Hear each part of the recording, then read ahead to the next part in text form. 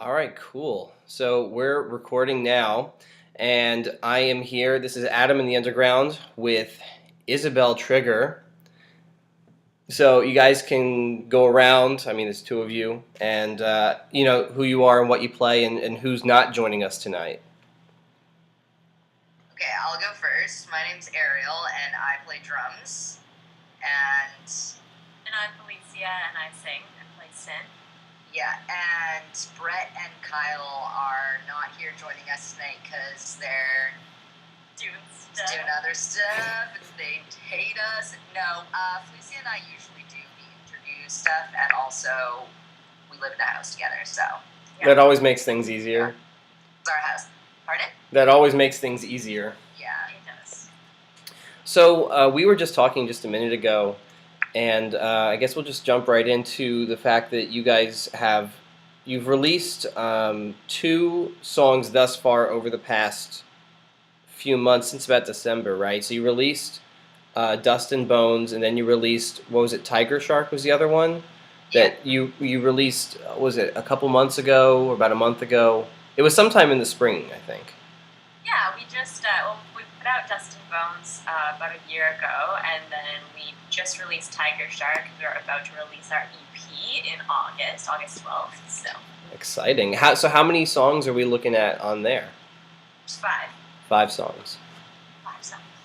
Wow. Are you doing, and you did that we were just talking about, that awesome video for Dust and Bones.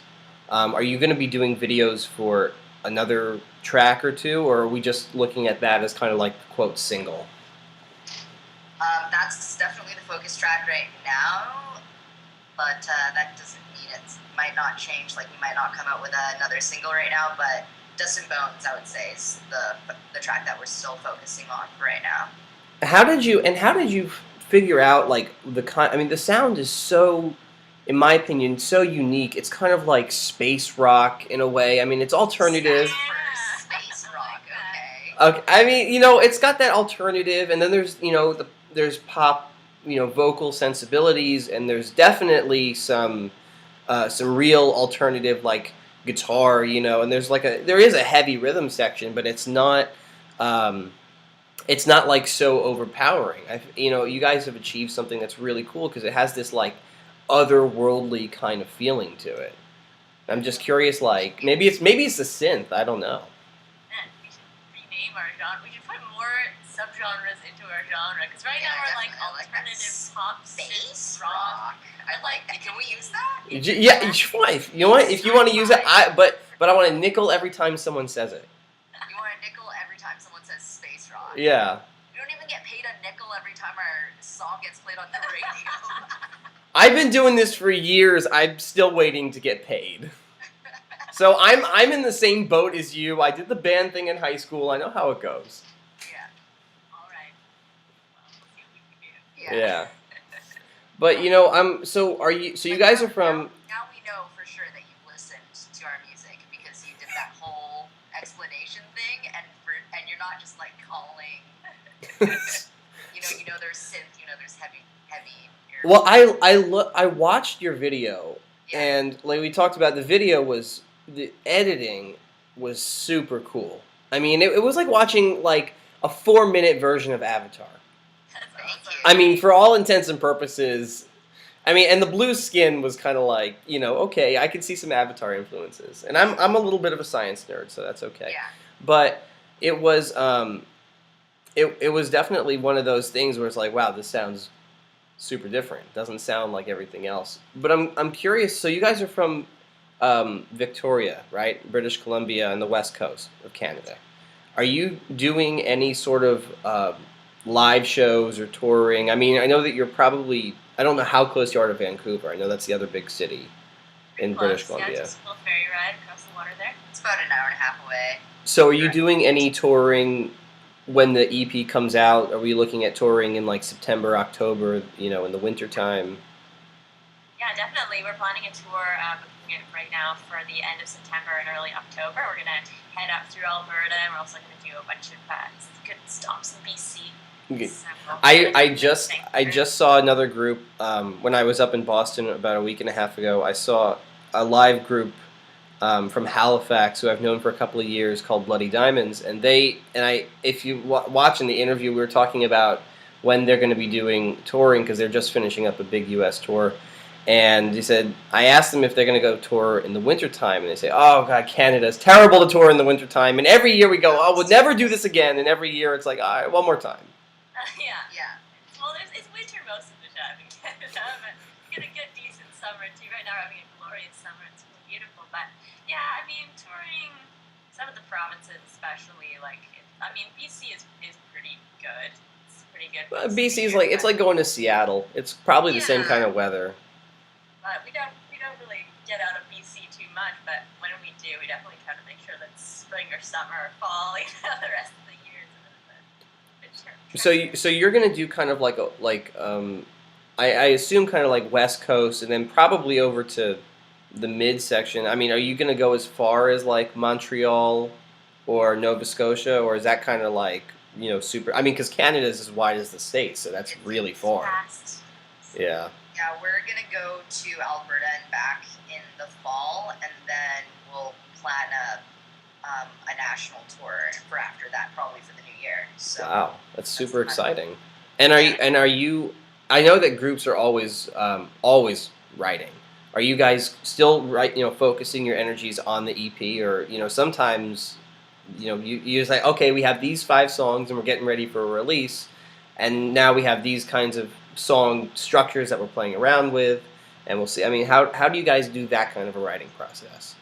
It's really mixed, and it just depends on the song. Some songs, I might be like playing with some different lyrical ideas or some different synth ideas, and I'll bring it to the band. Sometimes we'll just be jamming in band practice, and somebody will come up with an awesome lick or a groove, and we'll write a song around that, and then we'll kind of take it back as homework and kind of, put a little bit more time into it. But every song evolves slightly differently. Some take a little more work, some just kind of spontaneously come into being. So it depends. I mean, that's super exciting. Are you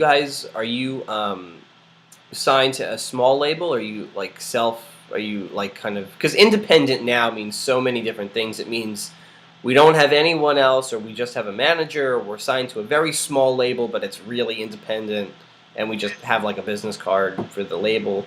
So what's your story?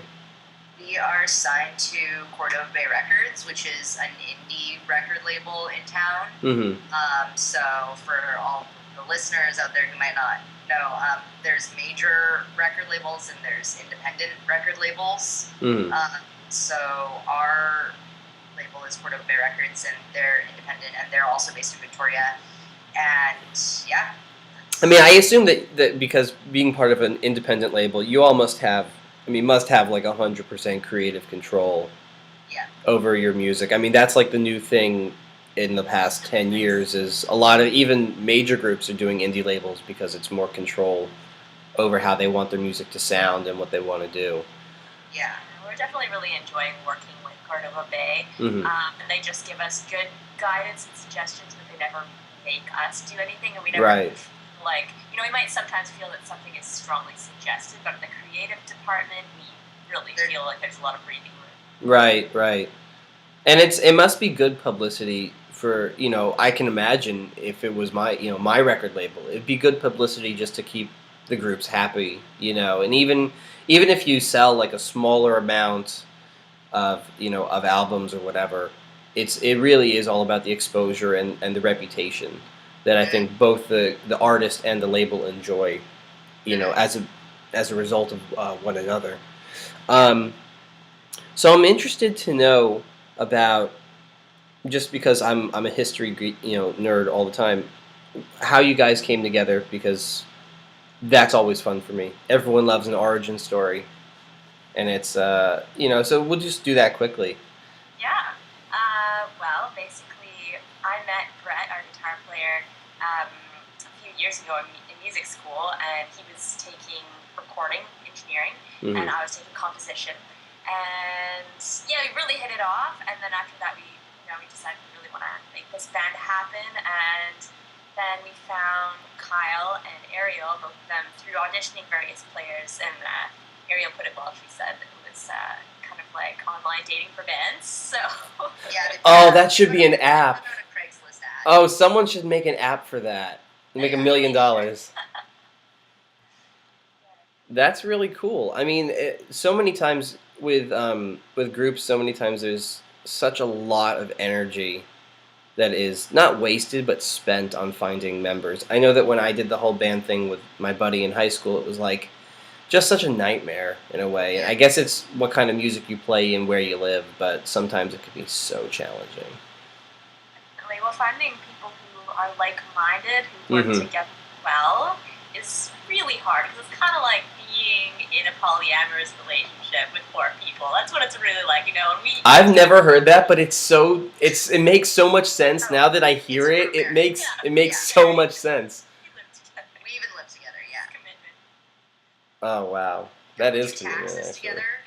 We live together. You know, we're married. It's for marriage. How many CD babies do you want? I want. Yeah, we have CD babies together.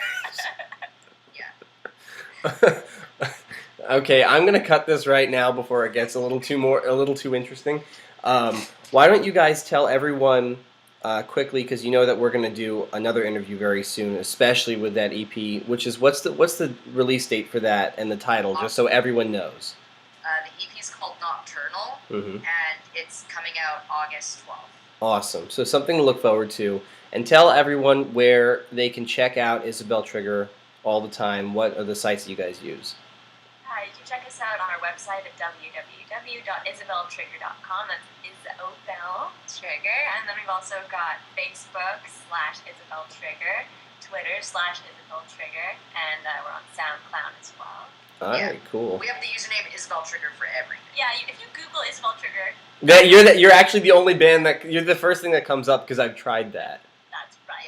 Yeah. Okay. Well, I mean, and it's great because no one else has like a slightly different variation on like the spelling, and it's like, oh, but we're Isobel Trigger with an A. No, there's just one Isobel Trigger, which makes life super simple. Right. It doesn't really matter if you misspell it because you will still find us. Which is good. And then just tell everyone where they can hear Isobel Trigger all the time, every day. Isobel Trigger at Takeover. I did that again. I was so ready for that. She was so ready, and it was like, down in flames. Should we say it at the same time? Yeah, let's say it at the same time. 1, 2, 3. Isobel Trigger at Underground Takeover. Was that like it was practiced. That was great. That was awesome. Yeah, we practice that every day. Just in case you call. Yes. All right, guys. This has been Adam in the Underground with Isobel Trigger for Underground Takeover. I'll see you guys soon. Peace. Thanks, Bye.